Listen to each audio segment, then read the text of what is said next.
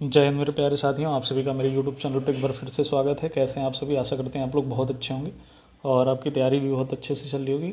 तो जैसा कि दोस्तों आप लोगों को पता होगा कि जो यूपीएसआई की वैकेंसी आई है वो चली गई थी हाई कोर्ट में, और जो उस पर याचिकाएँ दायर हुई थी उसका जो ऑर्डर रिजर्व हुआ था वो अभी 24 अगस्त को आ गया है, जिसमें जो हाई कोर्ट का सिंगल बेंच है इस केस को सिरे से खारिज कर दिया है। यानी कि जो 58 याचिकाएं दायर हुई थी उसको हाई कोर्ट ने सिरे से खारिज कर दिया है।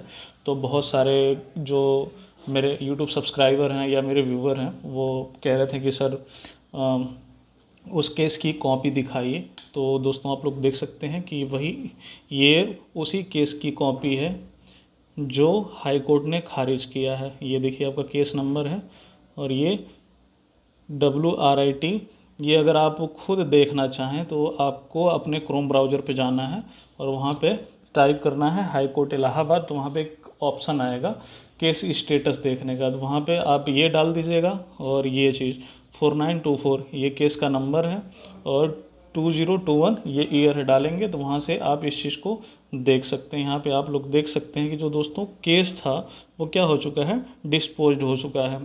ठीक है, तो अब हम बात करेंगे दोस्तों कि बहुत सारे कैंडिडेट इस चीज़ को लेके परेशान हैं कि एग्ज़ाम क्या अब अक्टूबर में हो जाएगा या नवंबर में होगा या दिसंबर में होगा या 2022 में होगा।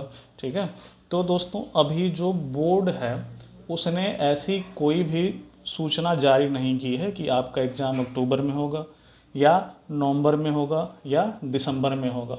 ठीक है, लेकिन ऐसे आसार लगाए जा रहे हैं कि ये जो एग्ज़ाम है दोस्तों आपका अक्टूबर में हो सकता है, क्योंकि अभी जो यूपी गवर्नमेंट है वो बिल्कुल एक्टिव मोड में चल रही है।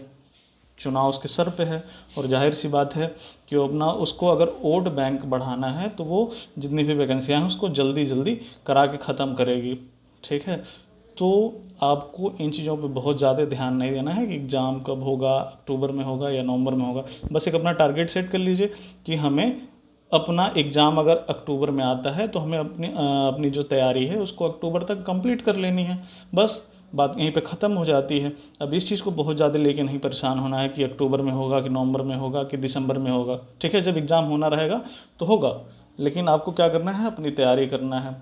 और रही बात ये केस क्यों खारिज हुआ और क्या अब हमें सिंगल बेंच से डबल बेंच में जाना चाहिए, क्या ये कोर्स सुप्रीम कोर्ट जा सकता है, तो इस पर भी थोड़ी सी बात कर लेते हैं। तो दोस्तों पहली बार ऐसा हुआ है कि जो न्यायपालिका है वो विधायिका के अधीन आ गई है। मतलब अब हाई कोर्ट भी जो है वो सरकार के अधीन चल रहा है। जैसा सरकार गाइडलाइन उसको दे रही है उसी तरह से वो काम कर रहा है। जैसे कि आप लोगों ने देखा होगा कि यूपी पेड का जो फॉर्म भरना था तो बहुत पहले से ही उसकी जो साइट थी वो स्लो हो गई थी, जिस वजह से बहुत सारे कैंडिडेट फॉर्म फिल नहीं कर पाए। तो उसकी भी याचिका वगैरह दायर हुई थी, लेकिन उसको भी सिंगल बेंच ने धड़ाक से खारिज कर दिया। ठीक है, तो ये कहीं ना कहीं उसके ऊपर भी ऐसा मतलब कहना उचित नहीं है, लेकिन इन चीज़ों को देख के ऐसा ही लग रहा है कि अभी जो न्यायपालिका है वो भी सरकार के अधीन आ गई है। और ये ऐसा पहली बार हुआ है कि मतलब हाई कोर्ट का बिल्कुल मतलब ही ख़त्म हो गया है। तो अब हो सकता है कि जो याची हैं 58 याचिकाएँ दायर हुई थी तो उसमें जितने भी याची हैं वो इस केस को लेके जाएं डबल बेंच में, और डबल बेंच में जाएं तो हो सकता है कि फिर से जनरल ऑर्डर या याची ऑर्डर आए। अब आप ही देख लीजिए कि इसके पहले क्या कौन सा ऑर्डर आया था, याची ऑर्डर आया था। उसके बाद भी क्या हुआ कि इस केस को इतना लंबा खींचने के बाद हाई कोर्ट ने इसको खारिज कर दिया। अगर खारिज ही करना था तो शुरू में ही खारिज कर दिया, क्यों इतना बच्चों के टाइम आपने बर्बाद किए।